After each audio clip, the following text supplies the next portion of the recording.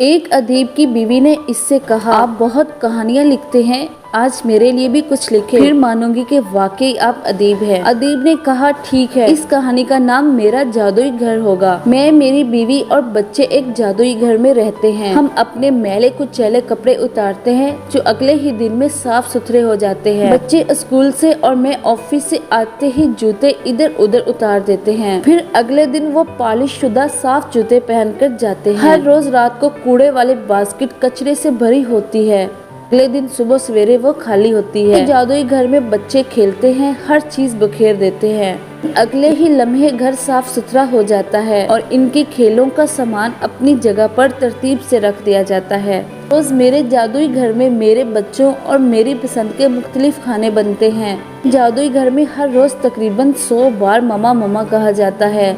नाखून तराश कहाँ है, ममा मेरा होमवर्क मुकम्मल करवाएं।